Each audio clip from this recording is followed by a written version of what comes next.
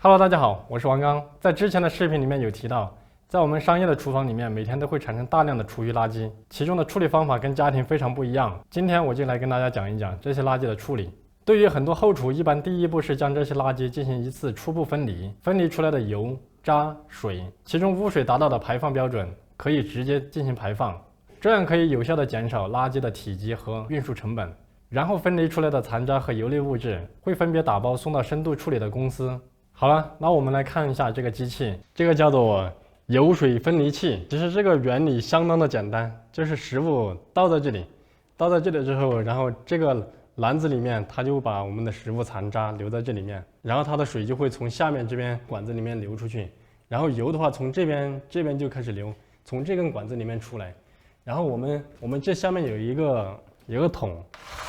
是专门用来装残渣的，我们这样子拉起来，这样子一倒就倒进去了。其实这台机器它主要就是起到一个油渣水分离。这台机器是由具备无害化处理这个餐饮垃圾的公司，这个公司提供给我们每天的那个剩菜剩饭或者是油倒在这里面，它接满了之后会由这个公司统一拉回去做一个无害化处理。这个机器分离出来的污水就可以直接排放在下水道中，分离出来的油我们一般会收集起来，和报废的宽油一起交给有资质的收油公司，然后深度炼油加工成工业品。最后还有经过一次分离的油渣会统一送到餐厨垃圾的处理点来进行再次的深度处理。那么我们就一起去看一下。Hello， 大家好，现在我们来到了成都智能餐厨垃圾处理点，然后我们这个餐饮的垃圾就是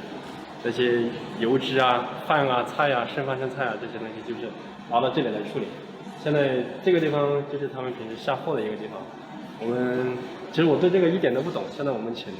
我们的刘经理来为我们详细介绍一下。我们现在看到的这个设备就是我们的一个餐厨垃圾旧地化处理的一体化设备，它的处理量的话，一天在3吨左右。3吨。对，餐厨垃圾在这里的话，它会通过每天收集进来的我们的垃圾桶，会在这个地方进行一个自动的提升，对，进行一个脱碎分解，然后分解相挤压以后，我们进行一个油水渣的分离。油和水会进入我们的一个油水系统，然后再次进行一个水和油的一个处理分离。那么我们的渣的话会进入到我们的这边，大家会看到有一个门的一个箱体出来了以后的话，我们会就是相应的就会成为一个含水率比较低的一个渣了。这个就是我们平时吃剩下的饭，是。对，饭的渣，饭菜的菜的渣，这个是相当于是脱了水消化过的。为什么是黑色的呢？因为它是那个渣里面的话，各种这种成分不一样嘛，然后它会在里面进行降点以后，通过加个生物菌降点以后，它就会成为这种颜色。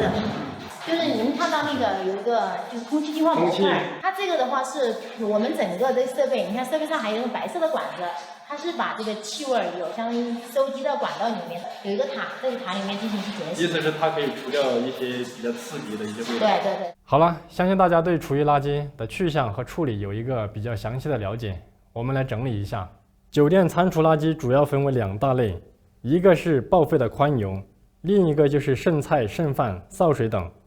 其中厨余潲水再经过简单的油水分离，将达到排放标准的污水直接排放，分离出来的废油收集起来，与报废的宽油一起交给有资质的处理企业来进行下一步提炼。其实这些经过初步分离的残渣里面还有大量的水分和油脂，所以这些残渣会统一收集起来，然后交给我们去过的餐厨垃圾处理点进行深度的处理。在这里再次分离出来的废油交给炼油公司，产生的污水还有气味经过处理达到排放标准，然后进行排放。固体残渣再进一步处理脱水、生物降解等，产生黑色的残渣，可以制作成为有机肥料，作为农业生产。其实相信大家最关心的一点就是这些废油最终会怎么样。